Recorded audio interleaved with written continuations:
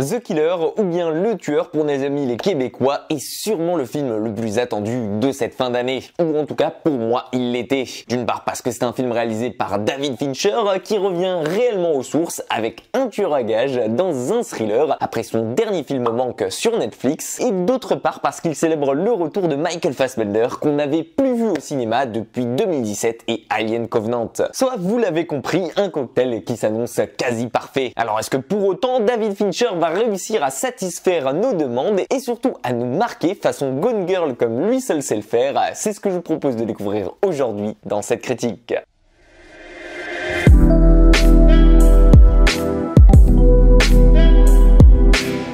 Dans The Killer, vous allez suivre Michael Fassbender, un homme aux multiples identités qui travaille comme un tueur à gages parmi les meilleurs de son milieu. C'est un homme froid, habile au déguisement et qui sait se fondre dans la masse et surtout qui à travers toutes ces années a acquis dans son milieu une certaine notoriété dont il fait payer le prix fort à ses clients. Il ne demande rien, agit simplement sans laisser aucune trace et surtout fait preuve d'aucune pitié. Bref, si vous vous le demandiez encore, Hitman dans la vraie vie, c'est bel et bien lui. Mais un jour, lors d'une mission et d'un tout petit moment d'égarement, ce qui peut arriver même au meilleur, eh bien il rate sa cible pour la toute première fois. S'ensuit alors des conséquences dramatiques pour lui, car dans son milieu, échouer n'est pas une possibilité. Et lorsqu'il tente de rentrer chez lui, il s'aperçoit que d'autres sont déjà passés par là en tentant d'assassiner la femme qu'il aimait. Et vous allez le sentir très rapidement, c'est à partir de ce moment-là que tout va basculer et que l'ambiance du film, qui nous faisait suivre jusque-là un tueur à gages très méticuleux, sans aucun état d'âme façon American Psycho, va basculer pour devenir un film de vengeance à la Taken. Comprenez par là qu'avec lui, l'empathie n'est pas une solution et que bien évidemment, personne n'y échappera. Et ce que j'ai trouvé fantastique avec ce The Killer, c'est que l'on retrouve bien évidemment tout ce qui fait le charme et le sel d'un très bon Fincher. J'entends par là un film qui n'embarque que le nécessaire et ne s'emmerde pas avec des détails inutiles pour tenter de nous acheter tout en restant globalement assez minimaliste. Ici, on fait donc face la plupart du temps à un thriller assez contemplatif avec bien évidemment de l'action, mais qui, mis à part la voix de Fassbender qui se parle à lui-même et par la même occasion au spectateur, eh bien il n'y a pas vraiment d'interaction avec le monde qui l'entoure. Pour vous le décrire, c'est un peu comme si c'était un thriller en huis clos, mais sans réellement être prisonnier des murs ici. J'entends par là que notre personnage se déplace, voyage et ne reste jamais au même endroit, mais en revanche, la caméra, elle limite fortement les interactions de notre homme qui reste souvent seul avec lui-même, à tel point qu'il se parle en permanence et que le nombre d'acteurs à l'écran en même temps ne dépasse pas plus souvent les deux. Et là encore, la plupart du temps, notre homme reste contemplatif, sans réelle émotion traversant son visage et il laisse souvent la parole et la personne en face faire toute la discussion. Ça peut peut-être vous paraître assez bizarre dit comme ça, mais sachez que pour suivre la dureté, le peu d'empathie et surtout la froideur d'un tueur à gages comme lui, je trouve ça minimaliste mais diablement efficace parce que ça nous permet de nous mettre pleinement à sa place et de vivre l'action à travers ses yeux. Et c'est aussi là que Fassbender marque toute son importance ici, car il incarne un personnage plutôt dans son style et qui lui correspond parfaitement bien et surtout qui se ressent à l'écran, à savoir un héros sans aucune émotion, froid et désincarné, un peu comme s'il s'agissait de la mort personnifiée. Il est assez impressionnant et plutôt dérangeant dans le rôle tant il lui colle à la peau et tant on se retrouve seul à ses côtés en lisant dans ses pensées et Michael l'incarne ici à la perfection, que ce soit à travers ses tics, sa façon d'être méticuleux dans ses gestes, tout le temps précis et surtout à sa façon de ne laisser rien paraître sur son visage à tel point que ça en devient limite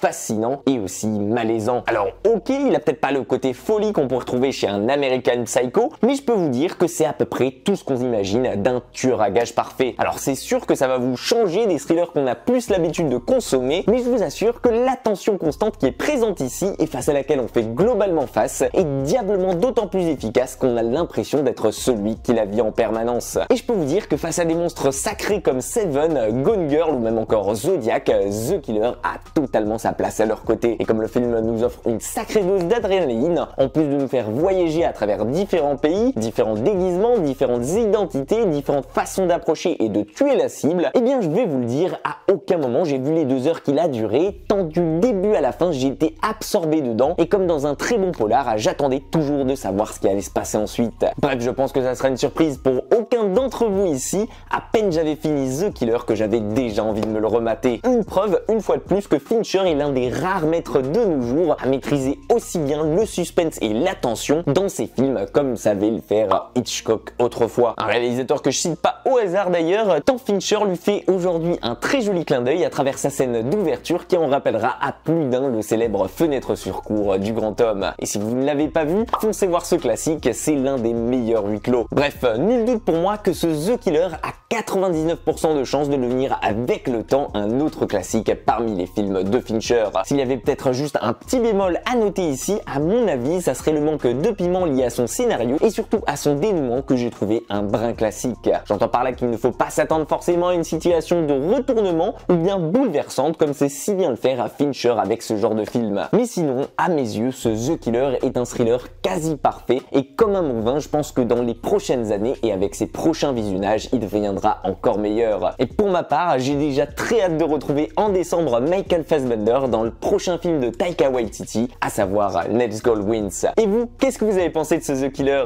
Est-ce qu'au final il était à la hauteur de ce que vous attendez et surtout de la filmo de Fincher? Dites-moi tout ça dans les commentaires, j'ai hâte de vous répondre. En attendant, si la vidéo vous a plu, pensez au petit like, au partage et à vous abonner bien entendu si ce n'est pas déjà fait. Prenez soin de vous et comme d'hab, moi je vous dis à très vite dans une toute nouvelle critique.